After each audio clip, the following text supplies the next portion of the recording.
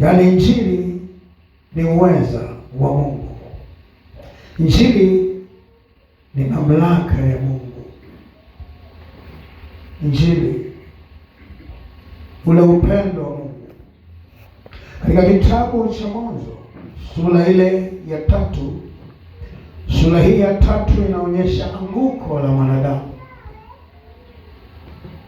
Mwanadamu aliyeumbwa kwa utukufu wa Mungu, sura ya 3 tunaona anaanguka katika dhambi. Mstari wa 15, 16 Mungu anatoa maelekezo. Mungu anaeleza yaliyo moyoni mwake. Mungu anatoa unabii kwamba upo wakati atamkumbuka mwanadamu. Upo wakati atamjilia mwanadamu alianguka dhambini.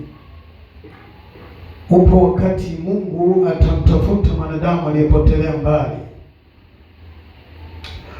Na katika ile, twende tu sura ile, tuache maandiko mengi pale, maana tungeweza kutembea hapo, lakini tutaishia hapo. Kutembea katika Biblia wanasema dispensation. Unatembea katika Biblia toka mwanzo hata mwisho. Lakini twende katika Injili ya Mathayo sura ya 1, tunamwona mtu mmoja anazungumzwa kati ya mtu mmoja anaitwa Yusufu na malaika mmoja anaitwa Gabrieli. Tunaweza kumwona hata katika Injili ya Luka anatafsiriwa. Kwa hiyo tuache kwanza huko kwenye Injili nini kinachosema. Anaelezwa kwamba mtu mmoja atazaliwa, na mtu huyo akizaliwa kazi yake itakuwa ni kuokoa watu wake na dhambi zao.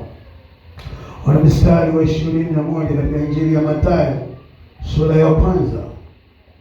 Lakini katika ile Luka sura ya 1 ya pili, hapo tunaona mwanamwali mmoja, mama mmoja au binti mmoja aliyekulia. Kwa Mariamu anaijiliwa kwamba atamzaa mtoto, na huyo mtoto ambaye atazaliwa atakuwa ni mkuu sana.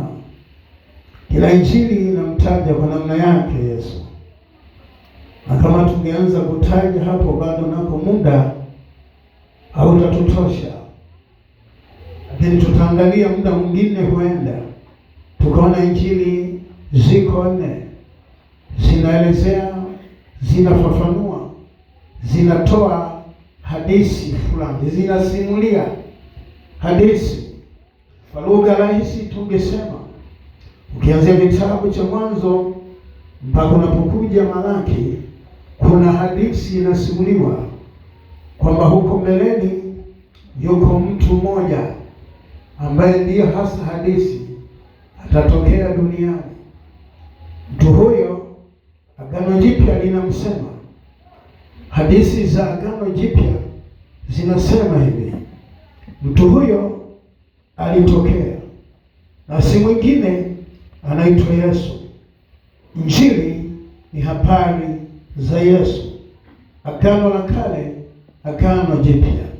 Hujamwona Yesu katika Agano la Kale, anayekuja hutakuwa umemwona na hulielewi hilo agano.